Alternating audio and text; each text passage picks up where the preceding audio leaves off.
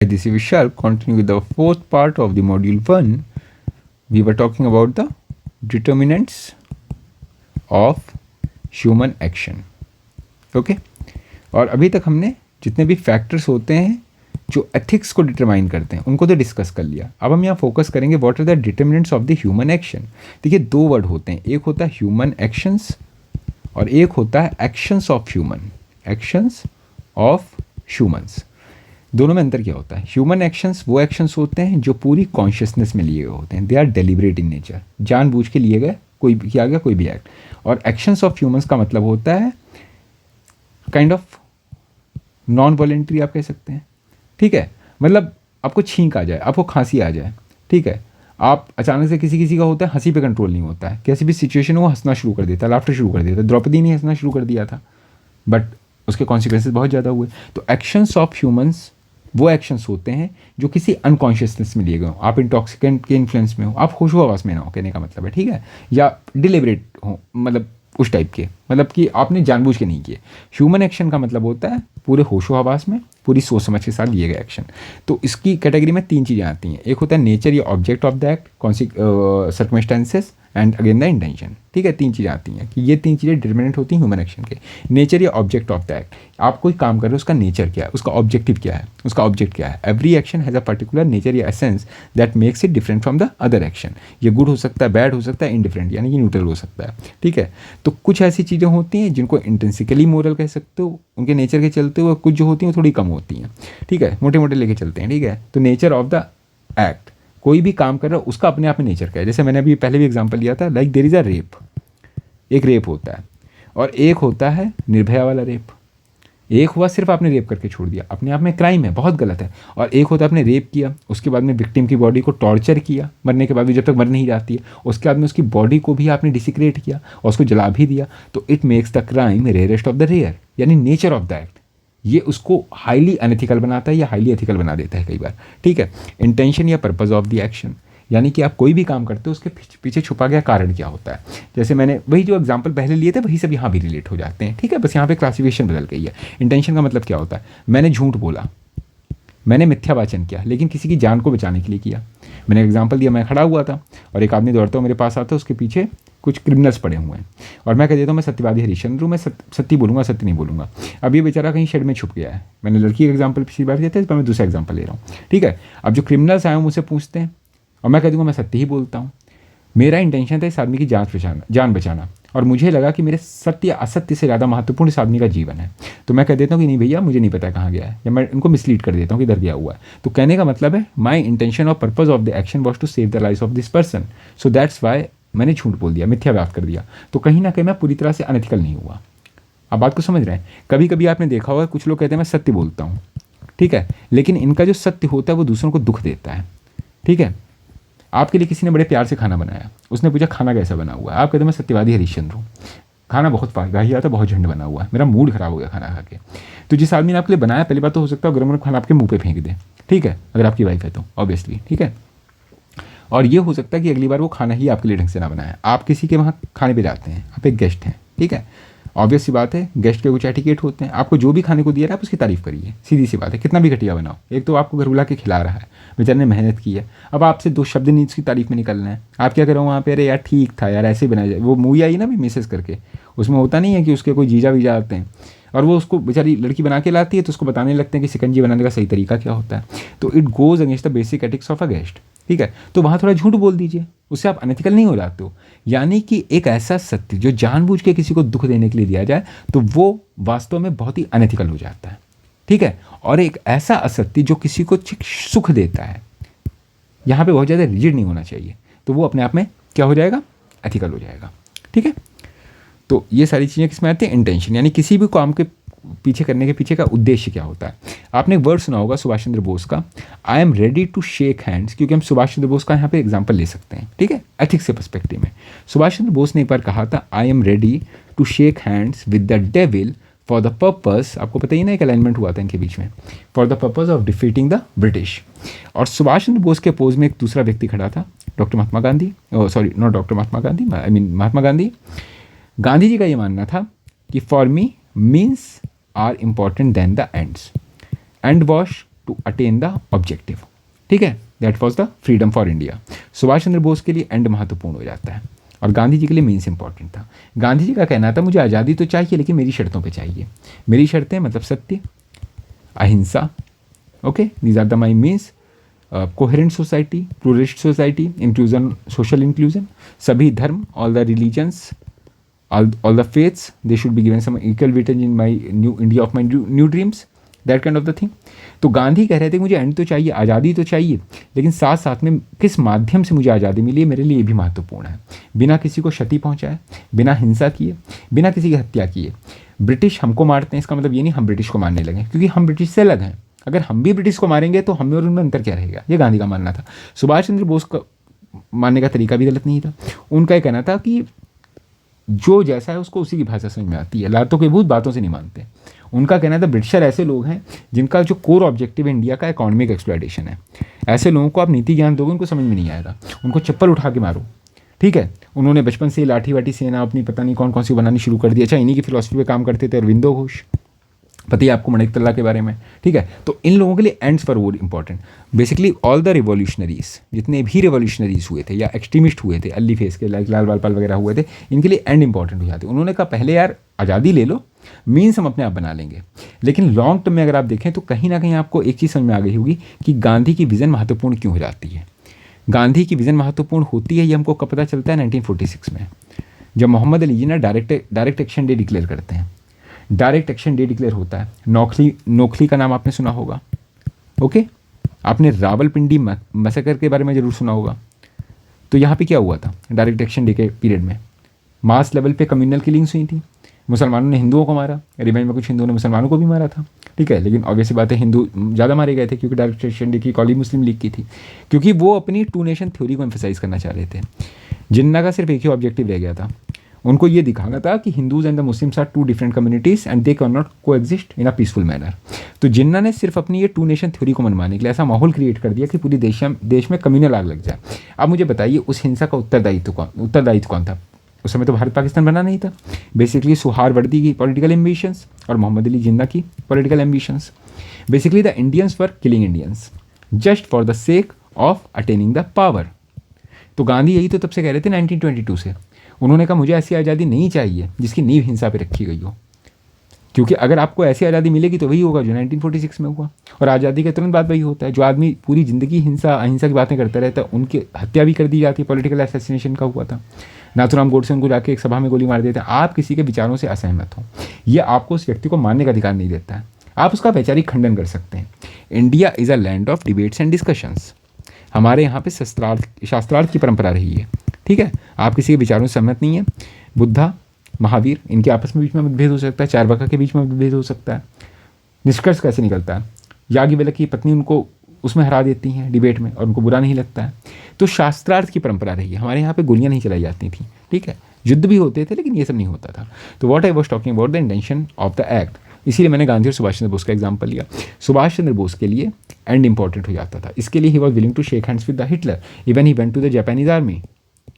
He took help of the aid and assistance of the Japanese army to enter India, and even succeeded in liberating the Andaman and the Nicobar Islands। आपको पता ही है, ठीक है। इसको शहीद और स्वराज का इन्होंने दर्जा दे दिया था। मणिपुर, नागालैंड में वॉर होता है INA का, ठीक है।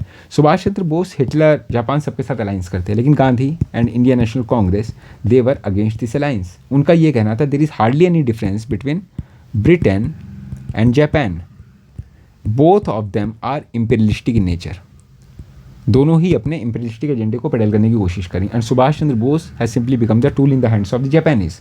When Japanese आर्मीज will enter India they will treat Indians in a similar manner. और ये हुआ भी था। इंडियन नेशनल जो आर्मी में लोग थे उनके साथ में जापानीज आर्मी ने बहुत भेदभाव किया था वहाँ पे, लेकिन बात यही थी कि मजबूरी थी, दुश्मन का दुश्मन दोस्त होता है, वाली सिचुएशन पे काम कर रहे थे।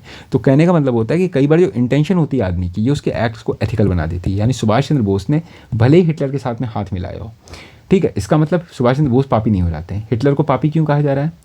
अब पापी माना जाता है, हिटलर से बड़े पापी तो विंस्टन चर्चिल भी थे। इंडिया में जो 1943 में कांड हुआ था, आपको पता ही क्या हुआ था 1943 में, ठीक है। 1943 में बंगाल फैमाइन हुई थी, and the Bengal famine of 1943 was because of the mismanagement, okay. जितने भी हमारे खाद्यान्न वगैरह थे उन सबका जो डाइवर्जन था वो आपको पता ही किधर कर दिया गया था, म्यांमार साइड में कर दिया गया था। ओके, तो बेसिकली विंस्टन चर्चिल से जो इस बारे में बात की गई कि वहाँ पे लोग मर रहे हैं, तो उनका क्या जवाब था, why hasn't Gandhi died yet, Gandhi अब तक क्यों नहीं मरा। तो सुभाष चंद्र बोस का कहना था कि ऐसे लोगों से जो गांधी के मौत की कामना कर रहा हूँ, इनसे तो आप मतलब शांति और प्रेम की बातें मत ही करिए, इसी भाषा में समझाइए। लेकिन कांग्रेस का कहना था कि there is hardly any difference, ठीक है। यानी कि सुभाष चंद्र बोस के इंटेंशन जो थे वो देश की आज़ादी थी, और यही उनके एक्ट्स को एथिकल बना देता है। वहीं जो हिटलर था, हिटलर का हमने नाम डेविल के रूप में क्यों लिया, because of the Nazi army. इन्होंने ज्यूस का जिस लेवल पे मैसेकर किया सबको पता है, ठीक है। और किसी ऐसे आदमी के साथ में हाथ मिलाना, ये अपने आप को भी कहते नहीं, ये संगत बहुत मैटर करती है, आपको भी कहीं ना कहीं उसकी श्रेणी में खड़ा कर देता है। हालांकि Hitler was admirer of Subhash Chandra Bose, Führer कहा था, नेताजी की उपाधि दी थी जब वो इंडियन लीजन की स्थापना कर रहे थे वहाँ पे। लेकिन the thing here is that I am more concern about the intention of the act, इसीलिए मैंने सुभाष चंद्र बोस और गांधी जी का एग्जाम्पल लिया, ठीक है। तो थोड़ा सा आगे चलते हैं, इस पर फंसेंगे नहीं, हिस्ट्री में बहुत लंबा टाइम लग जाएगा। ये सब कंप्लीट मैं करा चुका हूँ, ठीक है। सर्कमस्टेंसेस ऑफ द एक्ट, ये बता ही चुके थे आपको कि कई बार परिस्थितियाँ ऐसी हो जाती हैं, ठीक है। परिस्थितियाँ वो किसी भी कार्य को नैतिक या अनैतिक बना देती हैं। एक एथिकल चीज़ अनएथिकल हो सकती है और एक अनएथिकल चीज़ एथिकल हो सकती है। Can you come up with some examples. अगर मैं आपसे कहूँ कि कोई लड़की है फॉर एग्जांपल, ठीक है, let's take the example of the girls, let's take such an example so that you all may related to. Okay, examples तो बहुत कठिन है, लेकिन मैं बहुत ही सिंप्लीफाइड एग्जांपल लेना चाहता हूँ कि आप लोग अपने पर्सनल जीवन में उन सिचुएशंस को फेस कर रहे हो। अब आप मुझे एक बात बताइए, एक लड़की है फॉर एग्जांपल, आप उसे प्यार करते हैं, आप अपने मम्मी पापा को भी बहुत प्यार करते हैं, ठीक है। तो जिस तरह आप अपने मम्मी पापा को प्यार करते हो, अपने मम्मी पापा को प्यार करती है। अब एक बात बताइए, इसके फैमिली वालों से बॉन्ड तोड़ना और इसे आप भगा के ले जाएं कहीं पे, जस्ट बिकॉज आप इसको प्यार करते हैं, आपके घर वाले शादी को नहीं मान रहे हैं, ठीक है। आप बात को समझिएगा, तो ये क्या एथिकल एक्ट होगा? थोड़ी देर प्यार मोहब्बत भूल जाइए, एक रिलेशन बनाने के लिए 5-6 रिलेशन तोड़ के आ रही है, आप भी 5-6 रिलेशन तोड़ के आ रहे हैं, तो कलेक्टिव गुड जैसी कोई चीज़ तो हो नहीं रही है। लेकिन अब मान के चलिए, अगर आप इस लड़की को भगा के लेके नहीं आते और इस लड़की की शादी ज़बरदस्ती किसी ऐसे घर परिवार में की जा रही है जहाँ पे आदमी अल्कोहलिक है, फाइनेंशियली स्टेबल नहीं है, प्यार जैसी चीज़ तो इन दोनों के बीच में एग्जिस्ट नहीं करती, तो आपको पता है लड़की कल को सुसाइड कर लेगी। अब सर्कमस्टेंसेस या परिस्थितियाँ ऐसी हो चुकी, सिचुएशन ऐसी बन चुकी है कि जो चीज़ अभी तक आपको अनएथिकल लग रही थी, इस लड़की को घर से भगाना, कोई भी समाज इस चीज़ को इजाज़त नहीं देगा। लेकिन बहुत सारे ऐसे प्राचीन काल में केसेस हुए हैं, पहले शादियाँ ऐसी ही होती थी, ठीक है, कि भाई घर वाले नहीं मान रहे हैं, वरण होता था, स्वयंवर होता था, और उसके बाद भी चीज़ें नहीं चल रही तो आदमी फिर क्या करता था, धनुष बाण निकालता था, कहता था ऐसी कम तैसी जो आ रहा है बीच में उड़ाते चलो उसको। पहले राजा महाराजाओं के में ऐसी शादियाँ होती थी और उसमें कुछ गलत भी नहीं था। गलत होता तो पृथ्वीराज चौहान संयोगिता को लेकर चले आए थे, ठीक है। भाई संयोगिता उनको प्यार करती थी, वो संयोगिता को प्यार करते, अब जयचंद बीच में बेकार में भुट्टा भून रहा था, ठीक है। इतिहास भरा पड़ा ऐसे इंस्टेंसेस थे, तो आप पृथ्वीराज चौहान की नैतिकता पर सवाल नहीं खड़े कर सकते हैं, परिस्थितियाँ ऐसी बना दी थी उसने, ठीक है। तो परिस्थितियाँ कई बार किसी भी एक्ट को एथिकल या अनएथिकल बना सकती हैं। इस केस में अगर आप इस लड़की की, इसमें सिर्फ आप अपने प्यार की मदद नहीं कर रहे हैं, इसमें आप इस लड़की का जीवन भी सुधारने के लिए हेल्प कर रहे हैं, वो फंस जाएगी बेचारी, तो इस एक्ट को आप अनएथिकल नहीं कह सकते हैं फिर, ठीक है। तभी कहा नहीं, सर्कमस्टेंसेस कई बार कुछ भी हो रहा, भले उनके फादर जो हैं वो जहर खा लें, कुछ भी खा लें, लेकिन उस लड़की के साथ ज़्यादा गलत होगा। और मैं तो कहूँगा यहाँ बहुत सारी चीज़ें हो जाती हैं। देखिए, इसमें आपको ये भी देखना पड़ेगा, मान लीजिए इस लड़की के जो पेरेंट्स हैं उनकी एज 70 ईयर्स है और इस लड़की की एज मान लीजिए कितनी है, 25 ईयर्स है। अब आप बताइए इसके पेरेंट्स ज़्यादा से ज़्यादा कितना जी लेंगे? मैं कहता हूँ 20 ईयर्स और जी लेंगे। इस लड़की के आगे अभी लिटरली 50+ ईयर्स के ऊपर बचे हुए हैं। तो मान लीजिए इस लड़की घर पर भागने से इसके फादर मदर सुसाइड कर लेते हैं, कुछ भी कर लेते हैं, ऐसी चीज़ चल लेते हैं, इनके पास तो 20 ही साल बचे थे। लेकिन अगर ये इनके घर वालों के साथ शादी होती तो ये लड़की के तो 50 साल चले गए ना बेकार, हो सकता है ये सुसाइड कर ले। तो ज़्यादा बड़ा नुकसान किस में है? मैंने कहा नहीं, ये सब्जेक्टिव एथिक्स हैं, तो सुनने में बड़े अटपटे जरूर लगते हैं, इसका जवाब ढूंढना बड़ा मुश्किल होता है, क्योंकि आप अपने पर्सनल लाइफ में ऐसे डिलेमास को फेस करते हैं, इनको हम एथिकल डिलेमास कहते हैं, ठीक है। इसीलिए हमने कहा सर्कमस्टेंशियल और इंटेंशन, ये सारी चीज़ें अभी इसीलिए पढ़ते हैं कि आगे जब आप केस स्टडी को सॉल्व करेंगे तो यही चीज़ें आपको हेल्प करेंगी। सर्कमस्टेंसेस का एक और एग्जाम्पल बहुत अच्छा आता है, रॉबिन हुड का, ठीक है। आपको पता ही है, stealing is a bad by object, चोरी करना एक अपराध है, ठीक है। स्टीलिंग अ रेयर ऑब्जेक्ट और फ्रॉम अ डिस्ट्यूट पुअर, जो होता है वो उसकी सीवियरिटी को बढ़ा देता है। एक आदमी चोर है, वो किसी गरीब निर्धन परिवार में डाका डालता है, अब उनके पास तो वैसे खाने को कुछ नहीं था, जो था वो भी आप उठा लाए, तो वो चोरी अपने आप में बहुत ही ज़्यादा बड़ा क्राइम हो जाती। लेकिन अगर आप किसी बड़े उद्योगपति जिसके वहाँ से आपने 10-12 करोड़ चुरा भी लिए, उसको फ़र्क नहीं पड़ता, तो ये आपका उस सीवियरिटी का अनएथिकल क्राइम नहीं रह जाएगा फिर, ठीक है। क्राइम तो तब भी होगा लेकिन उतना अनएथिकल नहीं होगा जितना किसी गरीब के यहाँ से चुराना। इसीलिए कहा कि सर्कमस्टेंसेज जो होते हैं काफ़ी हद तक ह्यूमन एक्शन के डिटर्मिनेंट होते हैं। तो यहाँ पे सर्कमस्टेंसेज की हमने बातें की। One was the nature of the object, nature या ऑब्जेक्ट, दूसरा था आपकी इंटेंशन, और तीसरा आपका क्या था, सर्कमस्टेंसेस। इन 3 वर्ड को अपने दिमाग में बिठा लीजिए। अपने शरीर के अंदर जैसे खून बहता है ना, उस तरीके से चीज़ें दौड़नी चाहिए, क्योंकि आगे जब आप केस स्टडी करेंगे तो यही चीज़ें आपको हेल्प करेंगी। एक और एग्जांपल लेते हैं, जैसे रॉबिन हुड का एग्जांपल लिया, मर्डर की बात करते हैं। मर्डर अपने आप में एक अनएथिकल एक्ट होता है। Taking someone's life is nowhere regarded in any culture और सोसाइटी, ठीक है। हर जगह पर इसकी भर्त्सना होती है, हर जगह पर इसको दुत्कारा जाता है। लेकिन अगर मैं कह दूँ यही मर्डर एक चर्च के अंदर हुआ है या एक मंदिर के अंदर हुआ है, टेम्पल के अंदर होता है, और वो तो हुआ ही हुआ है, मान लीजिए टेम्पल के प्रीस्ट का हुआ है जिसका कोई लेना देना भी नहीं था झगड़े से, तो ऑब्वियस सी बात है इस मर्डर को और भी सीवियर बना देता है। एक रेप हुआ है, ठीक है, हो सकता है कुछ चीज़ें बहुत डिस्टर्बिंग सुनने में लगें, लेकिन हम एथिक्स पढ़ रहे हैं तो हम सब चीज़ें मान के चलते हैं, ठीक है। एक रेप हुआ है प्रॉस्टिट्यूट का। मैं एथिकल क्वेश्चन रेज कर रहा हूँ, मुझ पर क्वेश्चन मत लगाइएगा, पहले बता रहा हूँ मैं आपको। ये मत करिएगा सर ने इतनी कॉन्ट्रोवर्शियल बात कैसे बोल दी, आप समझिएगा। एक मर्डर हुआ है, एक मर्डर हुआ है नॉर्मल पार्क में, समझिएगा बात को, ठीक है। एक मर्डर हो गया है सिनेमा में, सिनेमा हॉल में हो गया है। एक मर्डर हो गया है वेडिंग हॉल में, जैसे मुन्ना भैया वाले केस में हुआ था मिर्ज़ापुर में, और एक मर्डर हो गया है टेम्पल में। इसमें सबसे सीवियर आप किसको मानेंगे? मर्डर मर्डर है, लेकिन टेम्पल में जो हुआ है वो इलीगल के साथ साथ हाई लेवल पे अनएथिकल है। टेम्पल जैसी जगह पे जहाँ पे क्रिमिनल्स भी जाते हैं तो भगवान के सामने माथा झुकाते हैं। अब हम बात करें रेप की। एक रेप हुआ है प्रोस्टिट्यूट का, एक रेप हुआ है हाउसवाइफ का, और एक रेप हुआ है एक नन का या एक फीमेल सेंट का। आप समझिएगा बात को। इसमें से सबसे सीवियर लेवल का आप रेप किसे मानेंगे? Because we are talking about the circumstances. आप समझिएगा बात को। आंसर मैं नहीं दे रहा हूँ, आपके ऊपर छोड़ रहा हूँ। हम ये नहीं कह रहे हैं कि किसकी लाइफ कम वैल्यूएबल है, किसकी लाइफ ज़्यादा वैल्यूएबल है। ज़्यादा सैंक्टिटी किसके साथ जुड़ी हुई है, उस लेवल पे अगर वायलेशन हो रहा है तो वो उस एक्ट को बहुत ही ज़्यादा अनएथिकल बना देता है। Okay, now moving forward, dimensions of ethics. Okay, dimensions of ethics मैं आपको पहले भी थोड़ी देर पहले बता रहा था। डायमेंशंस मतलब एथिक्स को हम कितने पर्सपेक्टिव या कितने क्लासिफिकेशन के अंतर्गत हम रख सकते हैं। तो सबसे पहला आता है मेटा एथिक्स, दूसरा आता है पर्सपेक्टिव एथिक्स, फिर होता है डिस्क्रिप्टिव, और चौथा होता है आपका अप्लाइड। यही 4 इसकी ब्रॉडर क्लासिफिकेशन है। मैं आपको सब ये बता चुका हूँ, फिर भी मैं आपको इनकैप्सुलेट करा देता हूँ, और जो सब्जेक्टिव क्लासेस बाद में चलेंगे उसमें बहुत डिटेल में समझाएगा। Meta ethics is questioning the ethics itself. Okay, ethics itself मैंने अभी आपको बताया था। मैंने कहा speaking truth is ethics. Okay, सत्य बोलना एक नैतिक कृत्य है, ठीक है। या फिर for example loving someone, helping someone is a ethical act. अब आप पूछो कि किसने कहा और क्यों कहा, हम आपके कहने से क्यों मान लें? मर्डर करना एथिकल क्यों नहीं है? अगर मुझे लगता है कि एक क्रिमिनल का मैंने मर्डर कर दिया तो आप कैसे कह सकते हैं कि लाइफ लेना जो है वो गलत है? यानी क्वेश्चनिंग द एथिक्स इटसेल्फ, ये मेटा एथिक्स में पढ़ते हैं आप। प्रिस्क्रिप्टिव एथिक्स को हम नॉर्मेटिव एथिक्स भी कहते हैं। As the name says, prescriptive का मतलब क्या होता है? किसी को प्रेस्क्रिप्शन देना, जैसे डॉक्टर दवाइयाँ लिखते हैं। नॉर्मेटिव मतलब ज्ञान देना, ये ऑब्जेक्टिव होता है।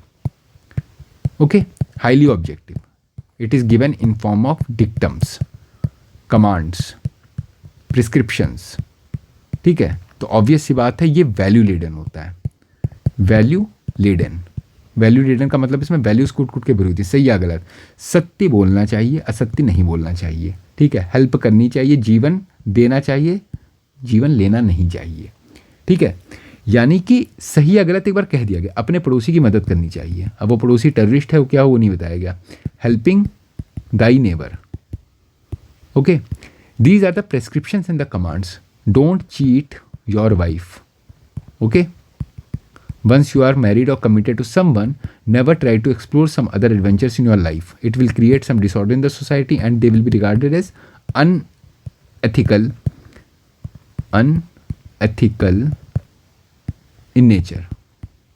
अब मान के चलिए किसी का विवाह उसकी मर्जी के खिलाफ हो गया है, ठीक है। उसे कभी उससे किसी तरह का अट्रैक्शन ही नहीं था, प्यार ही नहीं था, ठीक है।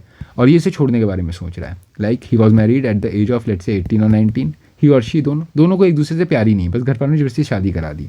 अब उस केस में हस्बैंड वाइफ की तरह साथ तो रह रहे हैं लेकिन साथ नहीं रह रहे हैं। अब उस केस में क्या होता है, हस्बैंड किसी और लड़की से अटैच हो जाता है, अपनी एक्स लवर से हो जाता है, वाइफ अपने एक्स बॉयफ्रेंड से किसी से अटैच हो जाती, तो समाज तो इसे अनएथिकल कहेगा। आप बात को समझिएगा, society will called it unethical, क्योंकि सोसाइटी ने एक नियम बना दिया है कि मैरिज आपको किसी तरह का कॉपुलेशन करना है, इंटरकोर्स करना, कुछ भी करना है तो आपको with in the institution of marriage, ताकि कल को आपके बच्चे हों तो वहाँ पे लीगलिटी से रिलेटेड इशू ना क्रिएट हो, पता रहे कौन किसका बच्चा है, ठीक है। तो ये सोशल नॉर्म्स हैं। लेकिन मैरिज में एक क्रूशियल कंपोनेंट होता है लव। जब प्यार है ही नहीं तो मैरिज चलेगी कैसे? तो उस केस में दोनों शादी के बाहर अपने पार्टनर्स ढूंढ रहे हैं, ठीक है। आप इसको क्या कहेंगे, एथिकल या अनएथिकल कहेंगे? तो नॉर्मेटिव एथिक्स में अगर आप जाएंगे, प्रिस्क्रिप्टिव एथिक्स में जाएंगे, तो यहाँ पर सीधे सीधे, क्योंकि ये वर्ड कहाँ ले जाता है आपको, एडल्ट्री पे ले जाता है, ठीक है।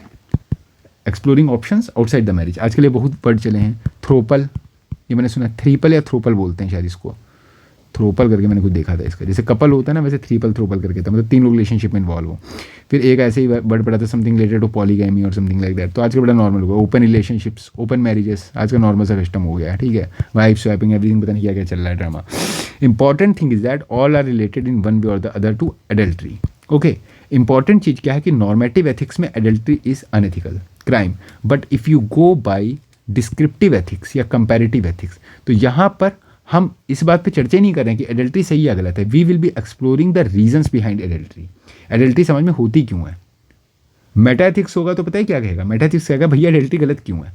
एडल्ट्री अपने आप में सही या गलत, इस पर सवाल लगा ही आप क्यों रहे हैं, एथिक्स पे ही ये सवाल लगाने खड़ा कर देता है, तो उसको आप कहते हैं मेटा एथिक्स। नॉर्मेटिव एथिक्स का मतलब है बस सही या गलत, हमने कह दिया एडल्ट्री गलत है मतलब गलत है, आपको एडल्ट्री नहीं करनी है। अच्छाई बुराई सही गलत से मतलब नहीं है, प्यार मोहब्बत से मतलब नहीं है, सही या गलत वाली बात है। Adultery is wrong, not to be मतलब प्रैक्टिस्ड, ठीक है। ये नॉर्मेटिव एथिक्स में कहेगा। डिस्क्रिप्टिव एथिक्स पढ़ते हुए क्या हो जाएगा कि आप इस बात पर चर्चा करने लगते हैं कि जो मैं भी आपसे कर रहा था कि एडल्ट्री की सिचुएशन क्रिएट ही क्यों हुई, because there was the concept of arrange marriage. Arrange marriage मतलब आज वाली, अरेंज मैरिज का मतलब होता था जब बच्चे पैदा हुए तो माँ बाप ने पहले शादी तय कर दी, ठीक है, पहले डिसाइड कर दिया। अब बच्चा बड़ा हो गया, मान लो विकलांग हो गया, लड़की हो सकती है, लड़की के साथ कुछ समस्या हो गई, दोनों के बीच में कोई बॉन्ड ही नहीं डेवलप हुआ, जब प्यार ही नहीं तो शादी कहाँ से चलेगी फिर, ठीक है। तो that's why situations as such they are leading to a concept of adultery. और एडल्ट्री का अपोजिट क्या हो रहा है यहाँ पे, आपने एक वर्ड सुना होगा, marital rape. 2 people who don't have any love, respect or any kind of the feelings towards each other, but they are compelled by the family and society to get sexually interacted.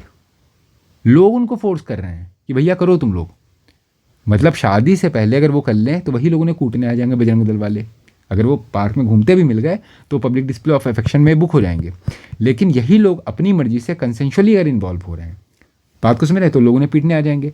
लेकिन अगर उनका मन नहीं है और उनकी शादी हो गई है तो कह रहे नहीं भैया आपको तो इन्वॉल्व होना पड़ेगा क्योंकि हमने शादी कर दी है। यानी कि the relationship between the 2 people are decided by the society itself, creating to the situation of marital rape. तो ये गलत है कि ये गलत है, आप समझ रहे हो? तो डिस्क्रिप्टिव एथिक्स में आप ये पढ़ने लगते हो, ठीक है। अप्लाइड एथिक्स, जब हम इस बात पर चर्चा शुरू कर दें, क्योंकि इसको हम किस में पढ़ेंगे, सोशल एथिक्स में पढ़ेंगे, सोशल एंड कंटेम्प्रेरी एथिक्स में, जो हमने अभी एडल्ट्री का एग्जाम्पल लिया। तो अप्लाइड एथिक्स का मतलब है कि जो भी एथिकल वैल्यूज आपने पढ़ी हैं उसमें आप एक अभी की करंट वैल्यू को आइडेंटिफाई करते हैं, करंट प्रॉब्लम को आइडेंटिफाई करते हैं और वहाँ पे एथिक्स को अप्लाई करने की कोशिश करते हैं। जैसे फॉर एग्जांपल मैंने कहा जीवन लेना अपराध है, और बायो एथिक्स आप पढ़ रहे हैं तो बायो एथिक्स में कॉन्सेप्ट आता है स्टेम सेल टेक्नोलॉजी का। समझिएगा बात को, stem cell technology. Stem cells आपको पता ही कहाँ डेवलप होते हैं, लेट से बोन मैरो में होते हैं, और दूसरे जो स्टेम सेल्स होते हैं एम्ब्रो में डेवलप होते हैं, यानी बच्चा जब एक भ्रूण अंश में होता है। तो क्योंकि स्टेम सेल टेक्नोलॉजी में हमको स्टेम सेल्स चाहिए होते हैं, स्टेम सेल्स क्या होते हैं, जनरेटिव होते हैं, मतलब वो किसी भी ऑर्गन में डेवलप होने की क्षमता रखते हैं, ठीक है। तो जब वैज्ञानिक जो परीक्षण कर रहे होते हैं उनको क्या होते हैं, भारी मात्रा में स्टेम सेल्स चाहिए होते हैं।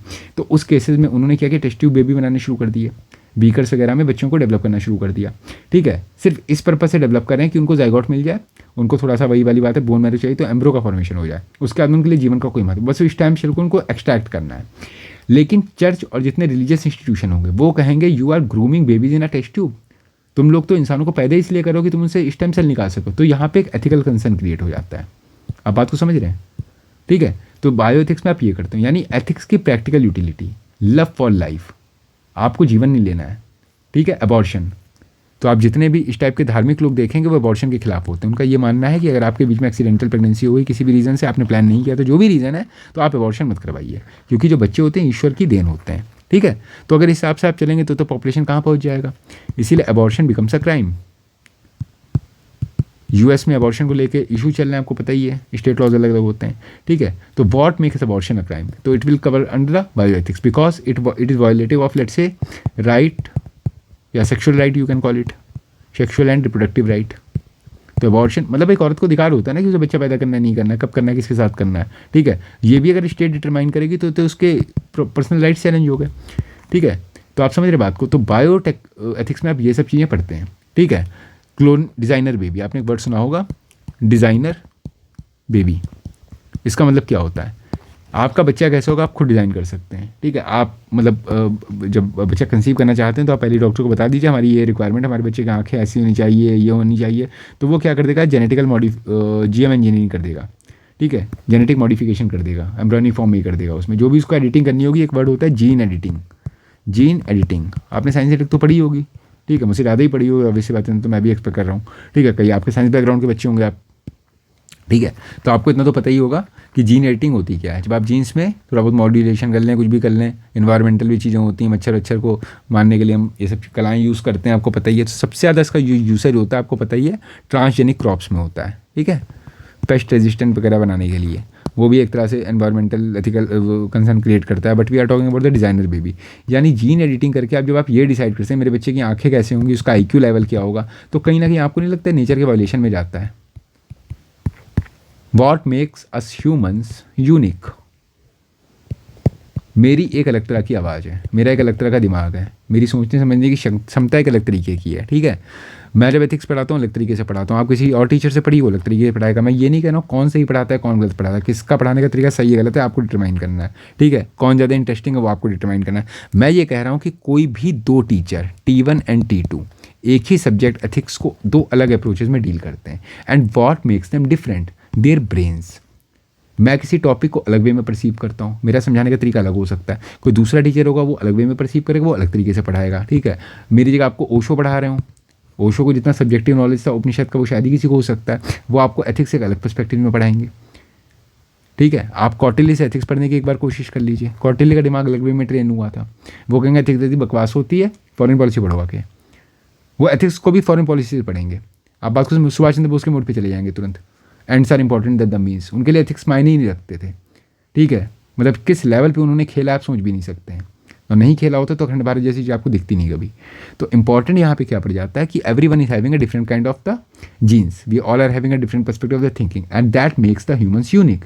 अब अगर डिज़ाइनर बेबी का कॉन्सेप्ट आ जाता है तो होता क्या कि माँ बाप पहले से डिज़ाइन कर रहे हैं कि भैया हमारे बच्चे का जो दिमाग है आईक्यू लेवल जो है अल्बर्ट आइंस्टाइन कर लो। अब भैया हर बच्चा अल्बर्ट आइंस्टाइन हो गया, अब पटवारी के फॉर्म निकलेंगे आपके 20, एसडीएम की पोस्टें कितनी आती हैं, तो सारे आइंस्टाइन ही यूपीपीएससी के पेपर में बैठ गए, तो वहाँ पे एग्जाम कैसे डिटरमाइन होगा, कैसे पता चलेगा कौन इंटेलिजेंट है कौन नहीं है। And people will become robots, जैसे रोबोट होते हैं उनमें आप कॉमन फीडिंग दे दीजिए, एक तरह से बिहेव करते हैं। मशीन होती है, देखिए मेरे घर में वॉशिंग मशीन है, आपके घर में भी होगी, दोनों मशीनें एक तरह से फंक्शन करती हैं, उसमें कोई वेरिएशन नहीं होता है अगर वो सेम कंपनी की हैं, ठीक है। अलग कंपनी में अलग फीचर होंगे, मेरे पास भी आईफोन है, आपके पास भी हो सकता है आईफोन हो, ठीक है। हम दोनों के आईफोन एक ही मॉडल के हैं तो एक ही तरीके से काम करेंगे, लेकिन man are not machine, man are different from the machines, तो that makes the humans different, okay. यही चीज़ें ह्यूमंस को जो होती है स्पेसिफिक बनाती हैं। यही मैंने कहा कि बायो एथिक्स में सबसे बड़ा कंसर्न यही होता है डिज़ाइनर एथिक्स, डिज़ाइनर बेबी का। तो जब हम मतलब आगे पढ़ेंगे अप्लाइड एथिक्स तो वहाँ देखेंगे साइबर एथिक्स होते हैं। अब भाई साइबर टेक्नोलॉजी क्यों आई थी, कम्युनिकेशन के पेस को फास्ट करने के लिए, ठीक है, कि आप यहाँ बैठे बैठे यूएस में किसी को मेल डाल के अपना काम करा सकें, ठीक है। आप कोई मूवी देखनी वो देखना वहाँ कर सकें, कम्युनिकेशन बेसिकली। साइबर टेक्नोलॉजी या साइबर स्पेस के आने का सबसे बड़ा वो क्या था, communication, increasing the pace of communication. ये पहले वर्बल हुआ करता था, फ़ोन और बातें होनी शुरू हुई, फिर टेक्सटिंग वगैरह शुरू हो गई, 2G आया, 3G आया, दुनिया भर की चीज़ें, मल्टीमोडी आपको पता ही है, मल्टीमीडिया वगैरह है, छोटे छोटे से GIFs वगैरह आते थे, ठीक है। उसके बाद में आपको पता ही ऑडियोज़ वीडियोज़ ये सब कहानी शुरू हो गई, लाइव स्ट्रीमिंग आजकल चल रही है, OTT प्लेटफॉर्म वगैरह आ गए, 5th-6th जनरेशन सब कुछ कहानी आ गई, ठीक है। जैसे जैसे टेक्नोलॉजी का विकास होता है वैसे वैसे कंसर्न्स बढ़ते चले जाते हैं। एक कॉन्सेप्ट है डीप फेक, मेरी फ़ोटो पड़ी वो पढ़ाते हुए आपने किसी मॉडल की लगाई और मुझे किसी अल्ट्रा नेशनल एक्टिविटी में इन्वॉल्व कर दिया, आपको पता ही है, आपने मेरी बॉडी की मूवमेंट से स्टडी कर ली और किसी टेररिस्ट वगैरह का कोई स्पीच है बैकग्राउंड में लगा दिया कि I am talking about the disintegration of India, में पढ़ा रहा था नेशनल सिक्योरिटी। आप बात को समझ रहे हैं, ठीक है। चलो मेरी करो, मैं तो छोटे लेवल का आदमी हूँ। आप इमेजिन कर लीजिए कि व्लादिमीर पुतिन हो, और वहाँ डोनाल्ड ट्रंप हो, किसी ने 2 वीडियो बनाए, यहाँ पे पुतिन है, यहाँ पर व्लादिमीर सॉरी यहाँ पे पुतिन है तो यहाँ डोनाल्ड ट्रंप हो गए, और किसी ने डीप फेक कर दिया। डीप फेक का मतलब समझते हैं, किसी वीडियो में इस लेवल पे एडिटिंग करना, फेशियल एक्सप्रेशन वगैरह को स्टडी करते हुए, बॉडी मूवमेंट्स को वो करते हुए कि आप उसमें उससे कुछ भी बुलवा सकते हैं, मतलब आपको लगेगा कि आदमी रियलिटी में कर रहा है। आजकल तो बहुत चल रहे हैं इस टाइप के वीडियो, डीप फेक है, पता नहीं कितनी एक्ट्रेसेस के वायरल हो चुके हैं। अब ये तो वर्ल्ड वॉर की सिचुएशन क्रिएट कर देगा ना। पता लगा पुतिन की वीडियो किसी ने ऐसे कर दी, हम बम फोड़ने जा रहे हैं, we are going to strike the Trump in his heart, और ट्रंप ने कहा अच्छा तुम सोचते रहो हम फोड़ भी देंगे। वो बेचारा किसी ने डीप फेक बनाया था, और यहाँ तो बारंबार हो जाएगी। आप समझ रहे हैं, कोई बहुत ही हाई लेवल का लीडर हो, स्पेशली फीमेल हो, ठीक है, उसकी किसी ने उल्टी सीधी वीडियो बना दी, आप समझ रहे हैं बात को, उसकी क्रेडिबिलिटी जब तक वो बेचारी क्लैरिफाई करेगी तब तक उसकी चले तो हो चुकी होगी। ये सारी चीज़ें आप साइबर एथिक्स में पढ़ते हैं। इन्वायरमेंटल एथिक्स, यहाँ पे क्या आता है, ग्रोथ वर्सेस डेवलपमेंट की डिबेट आ जाती है। ग्रोथ वर्सेस डेवलपमेंट, एक 4 धाम प्रोजेक्ट चला था, ये मुझे क्लासिक एग्जाम्पल याद आता है, ठीक है। 4 धाम प्रोजेक्ट उत्तराखंड साइड में चला था, जो पंच केदार वगैरह हैं उनकी कनेक्टिविटी को बढ़ाने के लिए, ठीक है। तो वहाँ पे क्या हुआ था कि भाई माउंटेन्स हैं, ऑब्वियस सी बात है, वहाँ तुंगनाथ, बद्रीनाथ ये सब चला करते हैं अपने, तो इनके बीच में क्या होगा, मल्टीमोडल कनेक्टिविटी होगी, रोपवेज वगैरह भी बनेंगे, हाईवे एक्सपेंशन वगैरह होगा। आपको पता है माउंटेन सॉइल ऑलरेडी बहुत लूज होता है, वहाँ वेजिटेशन वैसे ही बहुत कम है, ठीक है। अब आप वहाँ डायनामाइट लगा लगा के दागे पड़ो। मैं केदारनाथ यात्रा पे गया था, मुझे याद है अभी लास्ट ईयर, ठीक है, हालत ख़राब हो रखी है, पूरे पूरे पहाड़ खोद रखे हैं, डिनुडेशन हो रहा है वहाँ पे, ठीक है। उसकी वजह से सिल्टिंग वगैरह भी हो रही है, ड्रेजिंग वगैरह भी सिचुएशन क्रिएट करेगी। और साथ साथ में जब डिफॉरेस्टेशन होता है, पेड़ कटते हैं, उसकी वजह से क्या होता है दिक्कत, सॉइल वैसे भी लूज हो रहा है, ऊपर से डायनामाइट लगा लगा के आप सड़कें और चौड़ी कर रहे हो। तो फिर कल को जब लैंडस्लाइड होगी तो रोना मत, फिर ऊपर से ह्यूमन फुटप्रिंट भी बढ़ते जा रहे हैं वहाँ पे, जितने लोग जाएंगे वहाँ पे उतनी गर्मी होगी। गर्मी क्यों होगी, वहाँ पे होटल्स बनेंगे, वहाँ पे अलग अलग तरह का काम होगा। हालांकि हैवी मशीन से इन्वॉल्व नहीं है। मुझे याद है जब मैं केदारनाथ गया था, मैं थार उतरी थी। थार क्यों उतरी थी, VVIPs के लिए, ठीक है। वैसे आई तो थी वैसे डिसेबल्ड के लिए, कहा कहते हैं जो डिसेबल्ड हेलीकॉप्टर वगैरह से आते हैं वो मंदिर तक कैसे जाएंगे, तो उनके लिए थार आई थी। फिर पता लगा इतने VVIP हैं वो से ट्रैवल कर रहे हैं। आप समझ रहे हो बात को। तो ये चीज़ें इन्वायरमेंटल एथिक्स को क्रिएट करती हैं। जैसे जैसे ह्यूमन फुटप्रिंट्स बढ़ते हैं, ग्रेटर थम्बक चिल्लाती चिल्लाती मरी जा रही है। United Nation Framework Convention for Climate Change हर साल होता है, कुछ भी सब्सटेंशियल रिजल्ट निकल के सामने नहीं आ रहा है, ठीक है। ये सारी चीज़ें। इंटरनेशनल एथिक्स, इसमें आप वॉर एथिक्स पढ़ते हैं, ओके। इसमें आप सोवरेंटी के बारे में पढ़ते हैं, किसी देश की इंडिपेंडेंस से सोवरेंटी कैसी कितनी मैटर करती है। सोवरेंटी वही देखी जैसे इंडिया वाले केस में हुआ, इंडिया और US के केस में। अब इंडिया का बड़ा मन था मोदी जी का ब्रिक्स करेंसी को ज्वाइन करने का, तब तो डोनाल्ड ट्रंप बनता और उसने कहा कि we will be posing something by the name of reversed tariffs. अगर कोई देश हम पे हाईली टैरिफ लगा रहा है तो हम भी उस पर रेसिप्रोकल बेसिस पे लगाएंगे। तो मोदी भी तरह कंपल्शन में चले जाते हैं, सोवरेंटी की ऐसी तैसी होगी वहाँ पे, ठीक है। दूसरी बात, ब्रिक्स करेंसी ज्वाइन करने का मन था, डोनाल्ड ट्रंप ने मना किया, वो भी कॉम्प्रोमाइज़ हो गई। ये सब इंटरनेशनल एथिक्स में आते हैं। How the hell can one country control the foreign relation of the other country. US की बहुत गंदी बीमारी रही है, वो एम्बार्गो लगाना शुरू कर देता है, ओके। एम्बार्गो समझते हो, 1999 में हमने क्या किया था, पोखरण में हमने पता ही न्यूक्लियर टेस्ट किया था। हालांकि 75 उधर भी हुआ था इंदिरा गांधी के टाइम पे। हम इसकी बात इसलिए कर रहे हैं, कॉलगिल वॉर वगैरह चल रहा था, हमने पोखरण में परीक्षण 1988 99 वगैरह जो भी हुआ था, ऑपरेशन शक्ति वगैरह। अब यहाँ होता क्या है, US तुरंत हम पे, वैसे तो बिल क्लिंटन हमारे बहुत अच्छे दोस्त थे, जैसे इंडिया पोखरण परीक्षण करता है तुरंत वो वाजपेयी जी पे सैंक्शन लगाना शुरू कर देते हैं। इंडिया को ये नहीं देंगे, वो नहीं देंगे, और हर तरह की मतलब जितने भी मिलिट्री पैक्ट कैंसिल कर दिए जाएंगे, सब नौटंकी कर दिए जाएंगे। तो ये सब इंटरनेशनल एथिक्स में होता है। मतलब तुम करो तो अच्छा है भाई। US ने तो जितने परीक्षण किए हैं डिसआर्मामेंट वगैरह को लेकर, उसका क्या वो है सबको पता है। आज कुछ कहेगा कल को कुछ कहेगा। अभी ये नाटो चढ़ा के इसने यूक्रेन को वॉर में झोंक दिया। अब डोनाल्ड ट्रंप बनते सत्ता बदलती है, अब वो कहते हैं हम बैक कर रहे हैं, तो उसमें बेवकूफ़ तो बन गया आपका यूक्रेन। ये सारी चीज़ें आप इंटरनेशनल एथिक्स में पढ़ते हैं, ठीक है। तो अब आपको मोटा मोटा आइडिया हो गया कि what is something of the Meta ethics, what is the perspective, what is the descriptive and what is the applied ethics. ये सारी चीज़ें डिटेल में हम लोग सब्जेक्टिव क्लासों में देखेंगे, ठीक है। बस इन कीवर्ड्स को ध्यान रखिए, ठीक है, मोटे मोटे। अब आप ये देख रहे होंगे डिएंटोलॉजिकल एथिक्स, टियोलॉजिकल एथिक्स और वर्चुअल एथिक्स क्या है। देखिए, नॉर्मेटिव एथिक्स या प्रिस्क्रिप्टिव एथिक्स, जिसमें आपको प्रिस्क्रिप्शन दिया जा रहा है, जिसमें आपको सही या गलत बताया जा रहा है, उसके अंतर्गत 3 और टर्म्स आते हैं।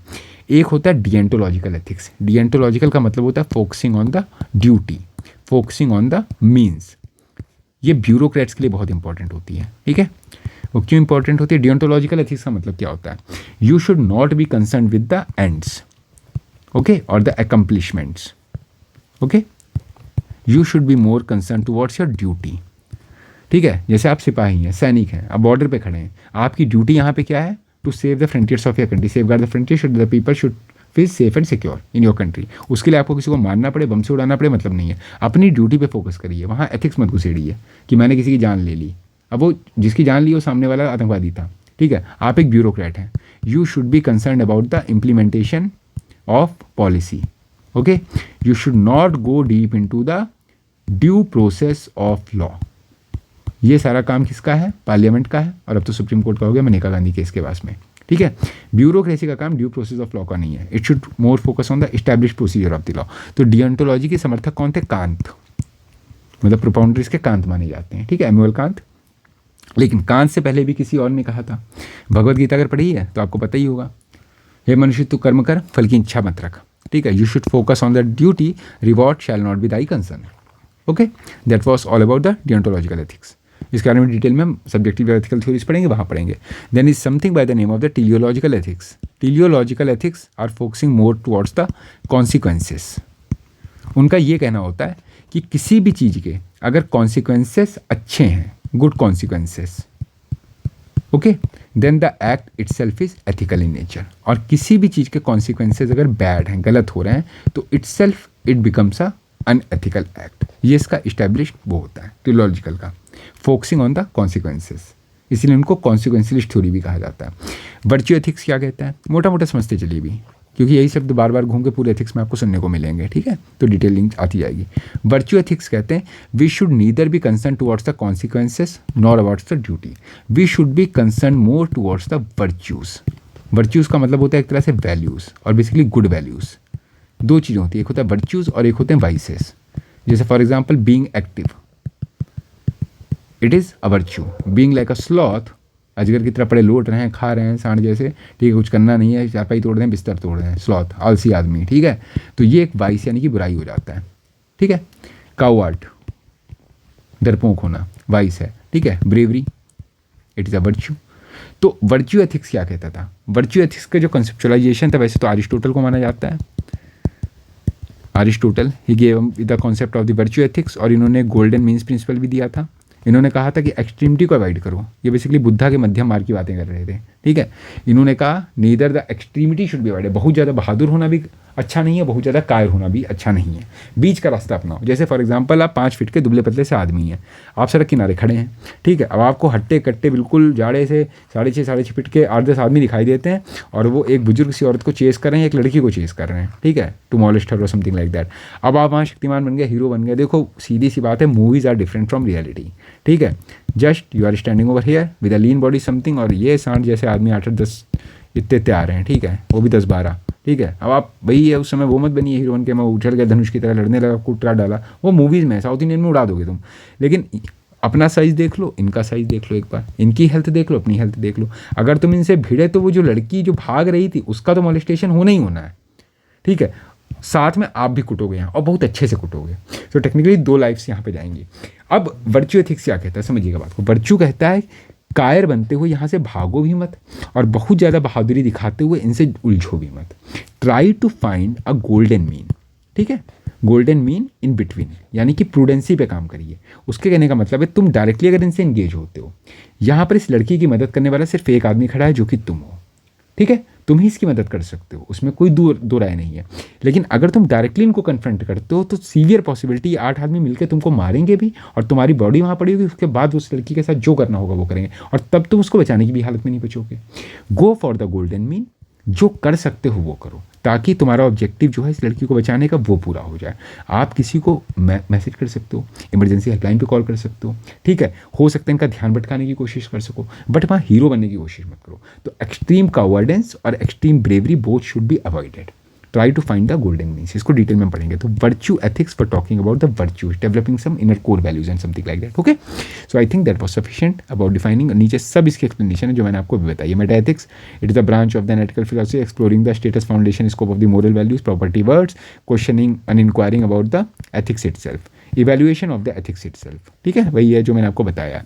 अगर स्टीलिंग या चोरी करना इमोरल है तो क्यों है, चैरिटी करना मोरल है तो क्यों है, कोई कह दे आपसे दान दक्षिणा करनी चाहिए तो कहो भैया क्यों करनी चाहिए, आप क्यों कह रहे हो कि वो चीज़ मोरल है, मोरलिटी अपने आप में होती क्या है, मैं अपनी ज़िंदगी कैसे जीऊँगा, ये समाज के 4 लोग कैसे निर्धारित करेंगे, या मोरलिटी या डिवाइन कमांडमेंट जो दिए गए थे कंसेशन वो होती क्या है, normative prescriptions and the norms, set of consideration, how one should act, मतलब वही है rules and regulation, dos and do nots, okay.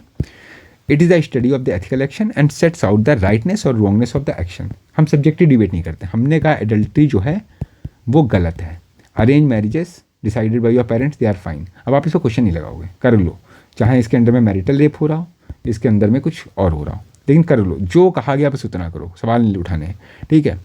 The golden rule of the normative ethics is doing to do others as we want them as to do. It is concern with the content of the moral judgement and criteria what is right and wrong, ठीक है, बस prescription. Murder is wrong, बोल दिया तो बोल दिया, honesty is the best policy, सवाल मत लगाओ, ठीक है। डिस्क्रिप्टिव एथिक्स का मतलब क्या होता है? Empirical study of the moral beliefs and the practices of different people and culture. हम अध्ययन करते हैं एथिक्स का किसी समाज में, किसी समय काल में, समाज मतलब in the society, in a culture, in a particular time period or any nation, or let's say in any individual, what types of ethical morality is existing and in what manner. We are never judging anything. It is a value free approach. सबसे important चीज़ याद रखिएगा, it is a value free approach to ethics. हम इनके बारे में पढ़ते हैं, हम ये पढ़ते हैं कि समाज में इस समय एक पर्टिकुलर चीज़ क्राइम थी या अनएथिकल था। Homosexuality use to be unethical in a particular duration of time. क्यों गलत थी, कैसे गलत थी, गलत होनी चाहिए कि नहीं, इस पे सवाल नहीं लगेगा। हम इसके बारे में सब्जेक्टिव डिस्कशन करते हैं। The study of moral beliefs and practices of different people and culture in various places and times, ये डिस्क्रिप्टिव एथिक्स में आता है। Value free approach to ethics होती है, record of certain taboos, customs या conventions होती है, general pattern of way of life among different communities, इन सब के बारे में पढ़ते हैं, ठीक है। जैसे फॉर एग्जाम्पल कैपिटल पनिशमेंट या गुलेटाइन, ठीक है, पता ही है फ्रेंच रेवोल्यूशन के टाइम पे हुआ था। इंटरफेथ मैरिजेस के बारे में पढ़ते हैं, होमोसेक्सुअलिटी के बारे में पढ़ते हैं, रियलिटी के बारे में पढ़ते हैं, सब्जेक्टिवली पढ़ते हैं, लेकिन जज नहीं करते हैं किसी को, ठीक है। अप्लाइड एथिक्स अभी आपको मैंने बताया था, practical application of the moral consideration, ठीक है। It applies ethics to the real world problems and challenges. कम से कम कोई चीज़ आप पढ़ो उसकी यूटिलिटी तो हो। बेसिकली क्या है, if Meta ethics and the normative is everything about the science, applied ethics about the technology, technological aspects. इतना पढ़ लिख के क्या फ़ायदा जब उसका एप्लीकेशन ना कर सको, ठीक है। And how conflicts can be resolved by using the conceptual tools of meta and the normative ethics. Okay, एक बड़ी अच्छी मुझे कोटेशन मिली थी, इसको आंसर फॉर्म में लिखने की कोशिश करिएगा। Action indeed is the sole medium of expression of the ethics. यानी कि यहाँ हम अप्लाइड एथिक्स की बात कर रहे हैं। अगर इस टाइप की क्वेश्चन आपको एग्जाम में मिले तो इस पर लिखने की कोशिश करिएगा। ये अप्लाइड एथिक्स का क्वेश्चन है कि सिर्फ बातें छौंकने से काम नहीं होगा, ठीक है। Action, there should be some action. हमने बात की थी ना CAB, conduct, action and behaviour. तो एथिक्स में तीनों चीज़ें इंपॉर्टेंट हो जाती हैं, ठीक है। यानी कि सिर्फ बातें, व्याख्यान देने से काम नहीं होगा। नैतिक जीवन में आप उसे अपने व्यक्तिगत जीवन में आप एक्शन के रूप में कैसे उतारते हैं, that is a sole medium for the expression of the ethics. मैं बड़ी बड़ी बातें छाऊँगा आपसे, सत्य बोलना चाहिए, ये करना चाहिए, और मतलब गरीबों को मदद करनी चाहिए, और मुझे कोई बाहर मिले कहते सर हमारे पास फीस के पैसे नहीं, मैं कहूँ भाग जाओ यहाँ से, दफ़ा हो जाओ, कोई हेल्प नहीं करूँगा, मुझे पैसा दिखाओ तो मैं क्लास लूँगा तुम्हारी। तो यानी कि basically I am a hypocrite kind of a man, ठीक है। मैं बातें तो बड़ी बड़ी छौंक रहा हूँ, लेकिन मेरे पास कोई विद्यार्थी आ जाता है, कोई आ जाता है तो मैं उसको भगा देता हूँ, ठीक है।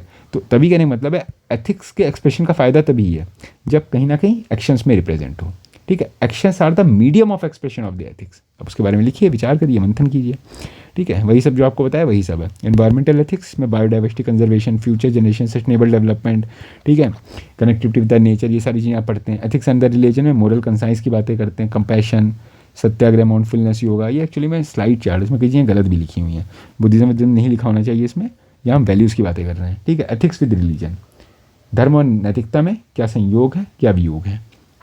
सोशल जस्टिस की बातें करते हैं, फेमिनिज्म, रेशनिज्म की बातें करते हैं। बायोमेडिकल में बताइए था आपको कि लाइक स्टेम सेल टेक्नोलॉजी की बात करते हैं, और ऑर्गन डोनेशन, ये सारी चीज़ें होती हैं, ठीक है। ग्लोबल जस्टिस या इंटरनेशनल एथिक्स में पढ़ते हैं। तो वही सब चीज़ें सब्जेक्टिव में बाद में डिटेल में देखेंगे। और भी बहुत छोटी चीज़ें अप्लाइड एथिक्स में आती हैं, जैसे कि आप स्क्रीनशॉट ले सकते हैं, देख सकते हैं। जैसे बायोएथिक्स की बात करेंगे तो मैंने एग्जांपल कुछ इंक्लूड किए हैं कि ह्यूमन मतलब एनिमल ट्रायल जो होता है, जैसे दवाइयाँ जब बनती हैं तो उससे पहले एनिमल ट्रायल किया जाता है। तो आपको कौन अधिकार देता है कि मनुष्यों का जीवन जो है वो जानवरों के जीवन से अधिक महत्वपूर्ण है। हो सकता है वो जानवर इकोलॉजी में बहुत सिग्निफिकेंट रोल प्ले कर रहा हो। देखिए, आप दुनिया में रहें ना पड़े, टेक्निकली बता रहा हूँ, जब मतलब पर्यावरण को कोई फ़र्क नहीं पड़ता, लेकिन अगर हनी भी नहीं रही तो बहुत बड़ी समस्या क्रिएट हो जाएगी। अगर टॉप प्रीडेटर्स नहीं रहे, चीता मर गया, शेर मर गया, वल्चर मर गए, तो पूरी जो इकोसिस्टम है वो टॉपिक लेवल में कोलैप्स कर जाएगा, because these species are having a very significant niche in the environmental pattern. Humans are hardly having any significance, बहुत ज़्यादा पॉपुलेशन है, इसीलिए प्लेग आते थे ताकि ह्यूमंस का थोड़ा पॉपुलेशन कम हो जाए, ठीक है। तो आपको क्या अधिकार है कि मनुष्यों का जीवन बचाने के लिए आप वैक्सीन को डेवलप करते हैं और उसका ट्रायल आप एनिमल्स पे करते हैं, इसीलिए एक एथिकल डिबेट उठाता है बायोएथिक्स में, ठीक है। Contraception, who gives you a right to take the life, as copulation or intercourse all about pleasure. Earlier once it was regarded as a means to propagate. वही समझते हैं जो पेड़ पौधों में था। पेड़ पौधे कभी इंटरटेनमेंट के लिए इंटरकोर्स करते नहीं। देखिए प्रकृति का एक ही सिद्धांत होता है, फर्टिलाइजेशन। अगर आप नेचुरल वे से चलेंगे, नेचर ने मनुष्य हो जानवर हो उसको एक ही स्वरूप में बनाया है, उसको हर वो चीज़ दी है जिसके द्वारा नेचर आपस में ग्रो कर सके, फर्टिलाइज कर सके। आप बात को समझ रहे हैं? तो कॉन्ट्रासेप्शन अगर आप यूज़ करते हैं तो कहीं ना कहीं आप प्रकृति के बाधक बन रहे हैं। कभी पेड़ पौधे जानवरों को कॉन्ट्रासेप्टिव यूज़ करते देखा है आपने? लेकिन बात करता है ह्यूमन पॉपुलेशन इतना ज़्यादा बढ़ता चला गया because of some scientific and technological advancement कि इसके पॉपुलेशन को कंट्रोल करने की जरूरत पड़ी। लेकिन still it raises concern in the ethics, not in the science paper.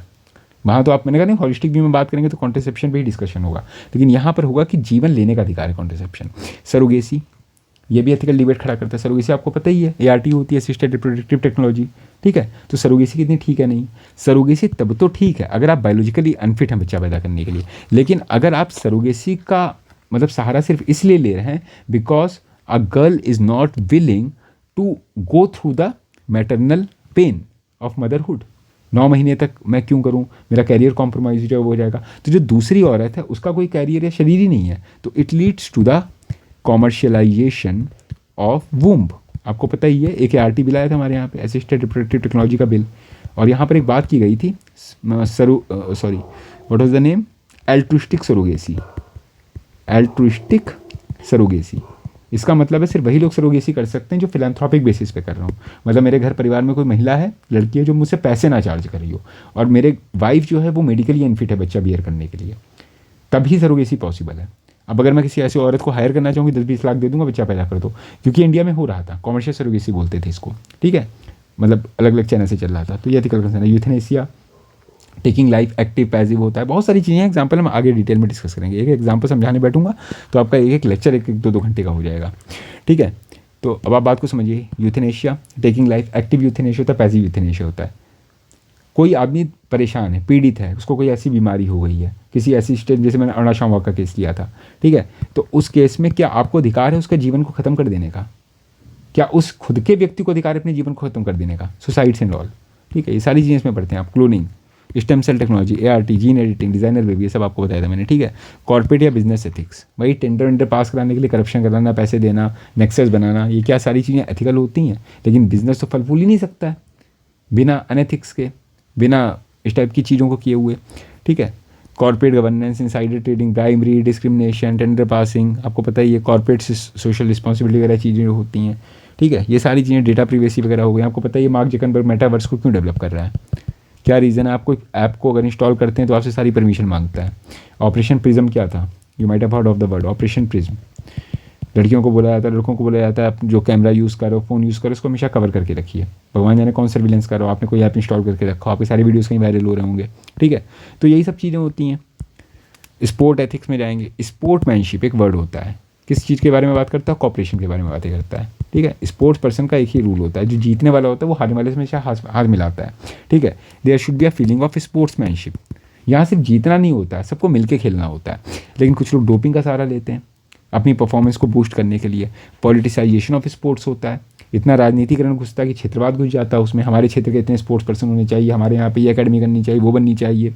एक दूसरी जगह का आदमी अगर अध्यक्ष बन गया तो दूसरे क्षेत्र के लोग दूसरे बेसिस पे धरना प्रदर्शन शुरू कर देते हैं। स्पोर्ट्स पर्सन होते हैं, गेम कम खेलते हैं, पॉलिटिक्स ज़्यादा खेलते हैं, ऐसे ऐसे कमेंट पास करना शुरू कर देते हैं। अभी रिसेंटली ओलंपिक्स हो रहे थे, नाम नहीं ले रहा हूँ किसी का, आप एग्जांपल रेफर करके समझ लीजिएगा, ठीक है। एक स्पोर्ट्स पर्सन जाती है, कुछ टेक्निकल लैप्सेस होते हैं, वहाँ पे डिस्क्वालीफाई हो जाती हैं। उसके बाद वो इंडियन PM और इंडियन जितनी भी एलीट पॉलिटिकल मतलब लीडरशिप थी, सबको कंप्लेन करना शुरू कर देते हैं कि इन लोगों ने जानबूझ के मुझे मतलब आउट करवा दिया।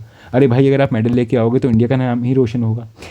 एक मेडल हमारा वैसे भी कम हो गया because of some technical labs, और वो हमारी गलती किसी की तो थी नहीं, ना मोदी जी की गलती थी, ना नीता अंबानी की गलती थी, लेकिन वहाँ पॉलिटिसाइजेशन अलग लेवल पे चल रहा था।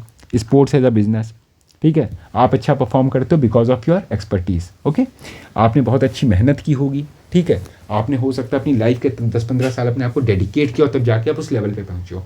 लेकिन सब कुछ पाने के बाद में अगर आप टीवी पे आके बोल दो boost is the secret of my energy, सब चीज़ पे पानी फिर जाता है। फिर ऐसा लगता है you are simply becoming a campaigner of something.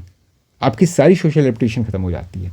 आप अच्छा खेलते हैं, क्योंकि आपने मेहनत की है, प्रैक्टिस की है। अब आप एक पर्टिकुलर ब्रांड के बैट का एडवर्टीजमेंट करने लगे, आप ये कहते हैं मैं खेलने से पहले पेप्सी पीता हूँ या कोला पीता हूँ, आप उसके साइड इफेक्ट ना बताएं, तो technically you have made sports person as a business. आपको पता ही है सबसे ज़्यादा ब्रांड एंडोर्समेंट्स में स्पोर्ट्स पर्सन को पैसा मिलता है। कभी आप शैम्पू बेच रहे हैं, कभी आप तेल बेच रहे हैं, तो तेल बेचने से आपके खेलने का क्या मतलब है?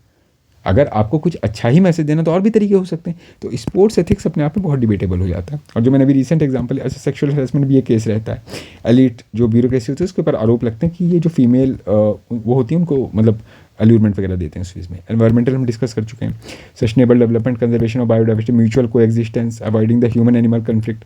आई remember photo I forgot to attach over here, मैं आपको बना के दिखा दूँ। जैसे एक रोड है, यहाँ पे पेड़ लगे हैं, यहाँ पे पेड़ लगे हैं, ठीक है, एक सड़क बीच से जा रही है, और यहाँ पे एक हिरन भागता हुआ जा रहा था और एक कार आ रही थी, ठीक है, और कार वाला चिल्ला के कहता है why you are encroaching on the road.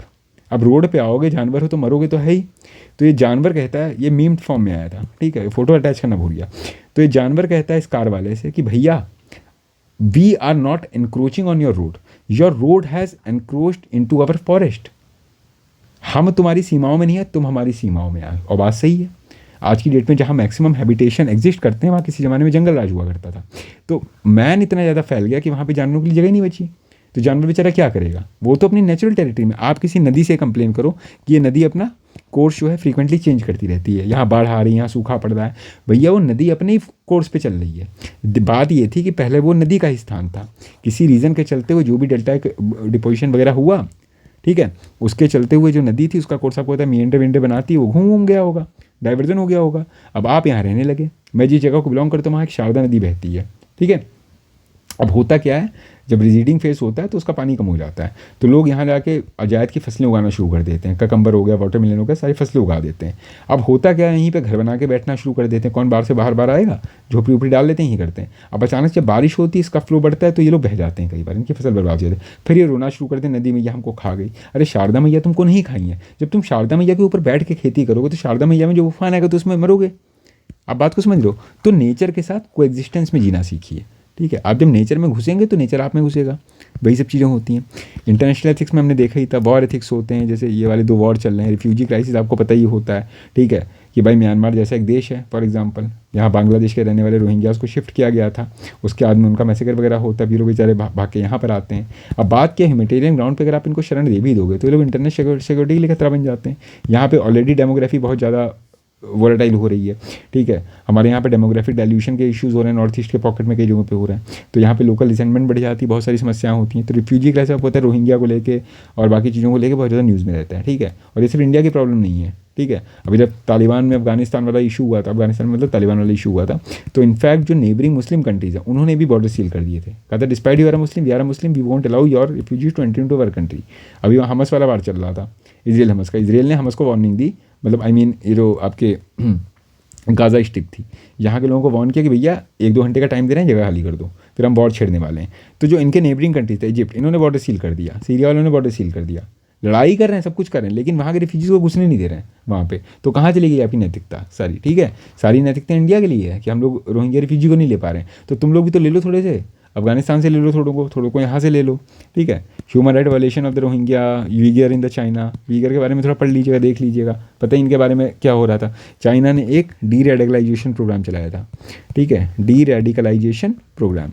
उसमें क्या था, वीगर जो होते हैं मुस्लिम्स होते हैं, they are demanding some separatism and all like Kashmir in India, तो China is very much concern about it, क्योंकि यहाँ से उसकी OBOR निकलती है, ठीक है। तो चाइना ने कहा भैया तुमको समझ में नहीं आ रहा, हम डी रेडिकलाइजेशन तुम्हारा कर देंगे, ठीक है, we are some kind of the like atheist country, और आप जो रिलीजियस हैं, वहाँ किसी भी तरह की रिलीजियस प्रैक्टिस, जैसे वो अभी जैसे रमज़ान होता है, रमज़ान नहीं मनाने देंगे, ठीक है, पब्लिक प्लेसेस पे आपको नमाज़ वगैरह नहीं पढ़ने देंगे, ये सारी चीज़ें करते हैं, ठीक है, ये सारी चीज़ें।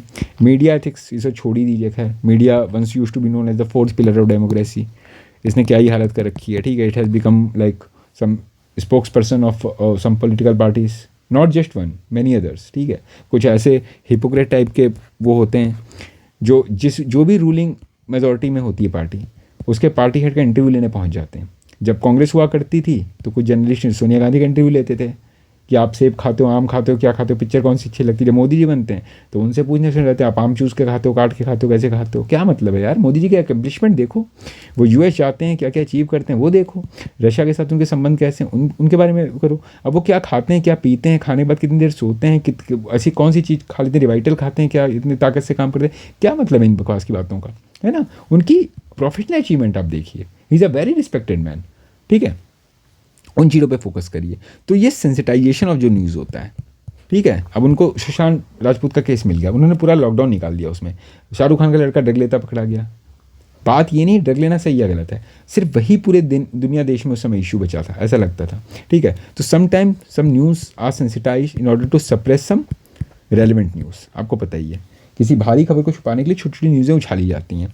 तो ये सब मीडिया एथिक्स, नीरा राडिया वाला केस पता ही है आपको, कैसे लाइसेंस चलता था आपका कॉर्पोरेट के साथ में, नेक्सस वगैरह चलता था, live telecast of the combat operation, वहाँ पता है एनर्जी कमांडो वहाँ पे वो करने गए हैं, पता है ऑपरेशन कर रहे हैं, वहाँ मीडिया वाले उसको दिखा रहे हैं। तो मीडिया वालों से जनता के साथ साथ पता है टेररिस्ट भी अंदर बैठ के देख रहे हैं, टीआरपी स्कैंडल्स होते हैं। तो ये सारी चीज़ें होती हैं मीडिया उसमें। आर्टिफिशियल इंटेलिजेंस एथिक्स भी होते हैं, जब से आर्टिफिशियल इंटेलिजेंस है, जैसे डीप फेक आया आपको पता ही है, ठीक है। ये सारी चीज़ें आई हैं, तो यहाँ पे एथिकल डिबेट शुरू हो गई है। आर्टिफिशियल इंटेलिजेंस इन ऑटो ड्राइविंग व्हीकल, मान लो कल को ऑटो ड्राइविंग व्हीकल से एक्सीडेंट वगैरह हो जाते हैं, उसके लिए रिस्पॉन्सिबल आप किसको ठहराएंगे, ठीक है। डेमोक्रेटिक इलेक्शंस वगैरह में आर्टिफिशियल इंटेलिजेंस का क्या रोल है, आपको बताइए। ब्रिक्स वगैरह के टाइम पे क्या हुआ था, ब्रिक्स रेफरेंडम के टाइम पे बहुत सारी कंपनीज हैं, उन्होंने डिजिटल मीडियम्स का यूज़ करते हुए प्रोपेगेंडा किए थे और जो वोटिंग बिहेवियर था उसको चेंज करने की कोशिश की थी। अभी डोनाल्ड ट्रंप का स्टेटमेंट आया है कि जो आपका यूएस एड है, उसने पता नहीं कितने बिलियन की फंडिंग दी थी इंडियन इलेक्शन को मैनिपुलेट करने के लिए, ठीक है। तो आने वाला टाइम जो है बिग डेटा का है, पहली बात तो ये। तो big data combined with artificial intelligence, it becomes very crucial for like turning out the democracy and something like that. Digital media ethics उसी से लेट करता है, ठीक है। बाकी ये सब उसकी समरी है, समेशन है जो हमने अभी तक पढ़ा हुआ है। और इसी के साथ हम आपका लेक्चर ख़त्म करते हैं, वो 1 घंटे के पास पहुंच रहा है। In our next lecture we will be discussing about the comparative analysis between the ethics, morality and law, and my focus will be on moral and the morality। और ये एक ही लेक्चर में आपका खत्म हो जाएगा। That will be I think your 5th part, that will end our first module. उसके बाद हम लोग मूव करेंगे ethical thinkers and the philosophies पे, and then we will switch to the value system. So thank you so much for being with me, and I hope you enjoyed the class. I tried to incorporate some of the like the vocals from the English in the English language also, so that to incorporate all the students. The slides are prepared in the English language only, but the class discussion I've tried to use both the like the bilingual means both the English and the Hindi, and that to in a very Indian accent. मैं ज़्यादा थरूर बनने की कोशिश नहीं कर रहा था, इसलिए कि आप सबको समझ में आ पाए, because I am not here to flash my accent और my knowledge. The thing here is that to make the things more understandable to you, taking as many examples as possible. But still, if any suggestions are there, if you want me to like reduce the duration of the class or something like that, because ethics is very subjective in nature, if I will start making some lectures of like say 5 or 10 minutes, so hardly I will be able to cover one particular page only in one particular class, okay, and that will go like detrimental against your interest. So try to bear with me. It may sound a bit boring in the start, but as you keep on following the video and we move subsequent in our lectures, slowly and steadily it will start like acting like having some kind of the intoxicant effect on you, okay. So thank you so much, see you all tomorrow.